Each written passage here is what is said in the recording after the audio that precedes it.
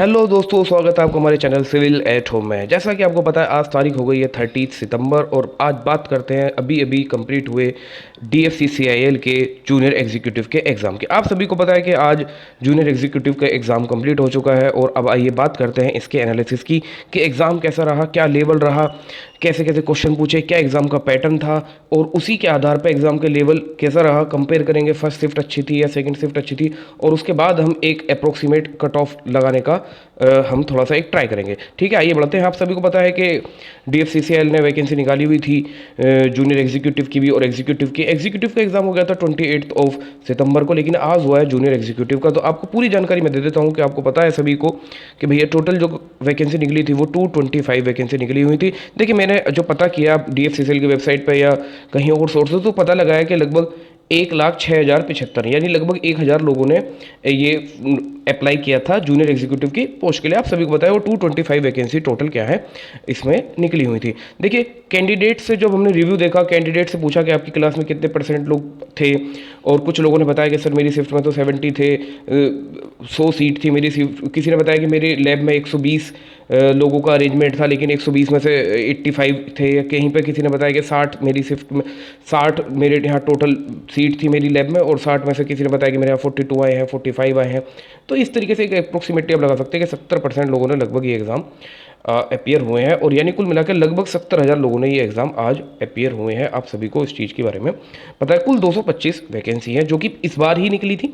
Last time जब हुआ था 2018 में तो तब ये जूनियर एग्जीक्यूटिव की ऑपरेशन एंड BD की वैकेंसी नहीं थी, तब केवल एग्जीक्यूटिव की थी। इस बार ये जूनियर एग्जीक्यूटिव की भी वैकेंसी निकाली है। आइए आगे बढ़ते हैं, बात करते हैं कि इसमें सिलेक्शन स्टेज होने क्या वाली है। देखिए, आप सभी को पता है कि जो एग्जीक्यूटिव है, एग्जीक्यूटिव में तो आप सभी को पता है कि आपका CBT के बाद में साइको टेस्ट होने वाला है। लेकिन यहाँ पे इंपॉर्टेंट बात यह है कि यहाँ पे कोई भी सेकंड स्टेज का कोई भी टेस्ट नहीं होने वाला, ना कोई साइको टेस्ट होने वाला है, ना कोई आपका ऐसे राइटिंग टेस्ट होने वाला है, किसी भी तरह का नहीं होने वाला है। केवल और केवल एक ये CBT और उसके बाद मेडिकल टेस्ट, डॉक्यूमेंट वेरिफिकेशन और सीधी जॉब। यही वजह है इस एग्ज़ाम की थोड़ी सी हाई कट ऑफ जाने की। आप मेरी बात को समझिए, क्योंकि एग्जीक्यूटिव के अंदर अभी एक स्टेज और बची हुई है एग्ज़ाम की जिसके अंदर आपका साइको टेस्ट होना है, लेकिन यहाँ पे कोई साइको टेस्ट नहीं है। जूनियर एग्जीक्यूटिव के अंदर सीधा मेडिकल टेस्ट और मेडिकल टेस्ट के बाद में फिर क्या है, सीधा डॉक्यूमेंट वेरिफिकेशन। तो चांसेस यही है कि जितनी वैकेंसी है शायद उतनी ही बच्चों को बुलाया जाए या उससे डबल, बहुत मैक्सिमम हुआ तो 2 टाइम्स बच्चों को ही बुलाया जाएगा, क्योंकि कुछ लोग होंगे जो मेडिकल टेस्ट में फेल हो जाएंगे सीधा डॉक्यूमेंट वेरिफिकेशन के बाद में उनको। तो बहुत ज़्यादा बच्चों को कॉल नहीं की जाने वाली है, यानी वैकेंसीज भी कम है, नंबर ऑफ कैंडिडेट बहुत ज़्यादा है जिन्होंने अप्लाई किया है और आपका क्या है, कोई फर्दर स्टेज नहीं है एलिमिनेशन की। तो आप मान के चलिए कट ऑफ थोड़ी सी इसकी हाई जाने वाली है। अब बात करते हैं थोड़े से आगे के क्या एग्जाम का पैटर्न था, क्या था, क्या क्या आपको, जैसा कि आप सभी को पता है कि क्या क्या आने वाला था एग्जाम में, ये सब पहले से पता था सभी को। लेकिन आज हम थोड़ा सा देख लेते हैं कि क्या क्या कितने कितने मार्क्स के कौन कौन सा है। आप सभी को पता है कि भैया 12 क्वेश्चन मेरे क्या थे, जीके के थे। 18 क्वेश्चन मेरे लॉजिकल रीजनिंग के थे जो कि अच्छे लेवल के थे। 12 क्वेश्चन न्यूमेरिकल एबिलिटी है, जनरल साइंस के 18 क्वेश्चन और ये 60 क्वेश्चन जो दोस्तों सबसे ज़्यादा दिमाग खराब किया लोगों ने, वो ये 60 क्वेश्चन जो थे जिनको हम डोमेन नॉलेज भी कह रहे थे, जिसमें आपका history of Indian railway, DFCC था, इकोनॉमिक्स एंड मार्केटिंग आना था, कस्टमर रिलेशन आना तो यही था। लेकिन देखा ये भी गया कि फर्स्ट शिफ्ट और सेकंड शिफ्ट में बहुत सारे क्वेश्चन इन्होंने रीजनिंग के भी डाल दिए भैया, इसमें रीजनिंग के भी बहुत सारे क्वेश्चन इसमें डाल दिए और बहुत सारे एप्टीट्यूड के गलत क्वेश्चन इन्होंने डाल दिए।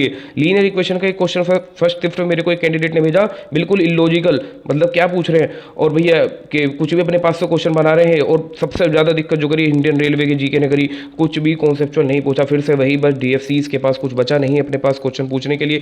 सिंपल फैक्ट, बिल्कुल बहुत ज़्यादा फैक्चुअल पूछ रहे हैं, कॉन्सेप्चुअल कुछ भी नहीं पूछ रहे हैं। तो बहुत कम ही लोग इसमें अच्छा स्कोर कर पा रहे हैं इस वाले सेक्शन में। हालांकि अगर एनालिसिस किया जाए तो आप मान के चलिए कि जीके के क्वेश्चन बिल्कुल एवरेज थे, कुछ बहुत ज़्यादा उसमें कुछ बहुत ज़्यादा उल्टा सीधे नहीं थे, जैसे नॉर्मल क्वेश्चन होते हैं ऐसे ही थे।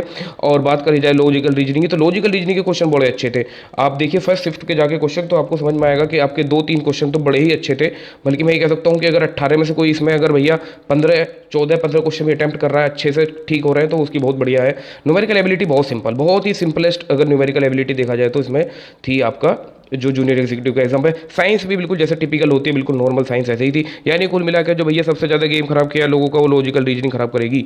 लॉजिकल रीजनिंग में जिसने 15 प्लस स्कोर कर दिया है उसके लिए एडवांटेज है, जिसका 15 से बिलो रह गया है, 12 13 14 रह गए हैं, किसी के 16 17 हो गए तो उसके लिए अच्छी बात है। फिर से बात बताऊं, ये सभी का एक जैसा गया सेक्शन, क्योंकि बहुत ज़्यादा कोई कॉन्सेप्चुअल पूछा नहीं है। जो पूछा है तो फिर वो ऐसा था जो जनरलाइज क्वेश्चन बहुत पूछे, या फिर पूछा था बहुत ज़्यादा फैक्चुअल बहुत ज़्यादा पूछा। यानी कुल मिलाकर अगर दोनों शिफ्टों को कंपेयर किया जाए तो शिफ्ट सेकंड से थोड़ी सी ज़्यादा अच्छी थी।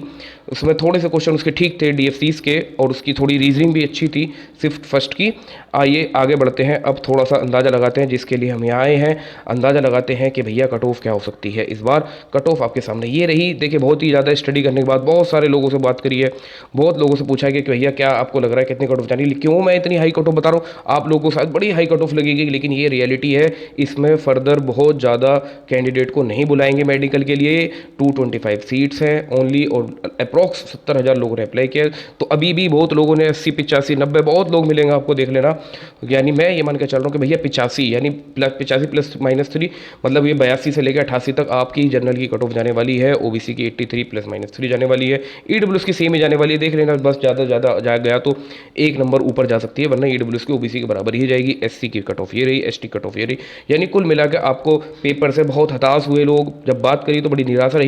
लोगों ने बहुत इन्वेस्ट किया हिस्ट्री ऑफ इंडियन रेलवे में, सीआरएम भी बहुत पढ़ा लोगों ने, मार्केट एंड इकोनॉमिक्स पढ़ी, लेकिन जब पूछा तो डीएफसीज ने बिल्कुल ही कबाड़ा क्वेश्चन पूछे, कुछ भी ज़्यादा ढंग का नहीं पूछा।